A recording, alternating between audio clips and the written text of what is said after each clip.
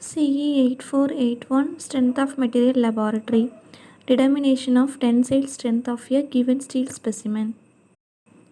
Aim to conduct tensile test on a given mild steel rod for determining the yield stress, ultimate stress, breaking stress, the percentage of reduction in area, percentage of elongation over a gauge length, and Young's modulus. The apparatus required are universal testing machine, mild steel rod, vernier caliper or scale. Figure shows the universal testing machine, that is UTM machine. It consists of two main units. One is the loading unit and other is the control panel. The loading of the specimen is conducted in loading unit. The equipment in left is called the loading unit. It consists of three crossheads. They are upper, middle and lower crosshead. The crossheads are used depending on the type of load, that is tensile, compressive or shear applied on the specimen. When undergoing the tensile test, the upper and middle crossheads are used. Then the control panel, it facilitates the load application on the specimen. The load application is performed by the action of hydraulic pressure. A pendulum dynamometer is fitted to measure and indicate the force coming on the specimen. A loading indicating dial fitted with a glass cover is mounted at the side of the control panel. The range indicating dial is to be adjusted for the particular range selected. Then procedure. First one is preparation of specimen. Firstly, the steel rod specimen is cleaned and gauge length is marked on it. The gauge length is calculated by the formula 5.65 into root A, where A is the cross section of the mild steel rod. The gauge length can be marked on the specimen by punching tool. Then placing the specimen, the candle is operated such that the specimen firmly fit to the top base. The left valve is kept in a fully closed position and the right valve in a normal open position. Open the right valve and close it after the lower table is slightly lifted. Adjust the load pointer to 0 with the 0 adjusting knobs. By operating the handle, lift the lower crosshead, chuck up and grip firmly the lower part of the specimen. Once the specimen is placed, the jaws are locked. Then fix the extensometer on the specimen and set the reading to 0. Turn the right control valve slowly to open position to get the desired loading rate. When the specimen is under load, slowly unclamp the knocking. For loading application, turn the right control valve to open position to get the desired loading rate. When the specimen is under load, unclamp the locking handle. Note the extension at a convenient load increment. Extensometer must be removed before reaching the yield point. The right valve is used to apply the load and the left valve is used to release the load on the specimen. The important load points noted are: with the increase in load at some point, the load pointer remains stationary. The load corresponding to this indicates the yield point. With a further increase in load, the point or the pointer goes backward and the specimen breaks. The load before the breaking point is known as ultimate load. The load at the breaking of the specimen is known as breaking load. Once the load crosses the ultimate stress, the necking starts to form in the steel rod. Necking is a large reduction caused in the cross-sectional area of the steel rod. After necking, close the right control valve and take out the broken specimen.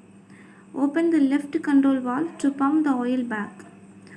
Maximum capacity of specimen can be seen against the red pointer. Measure the diameter of the specimen at the neck. Change in length is obtained from the reading recorded from the extensometer.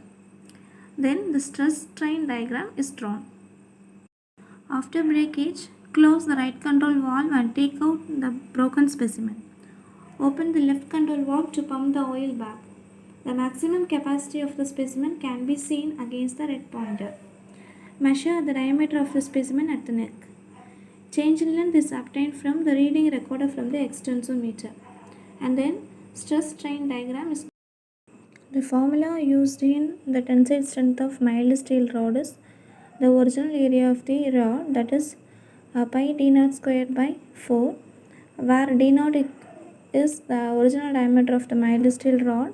Then second one is neck area of the rod is pi dn square by 4, where dn equal to the neck diameter of the mild steel rod.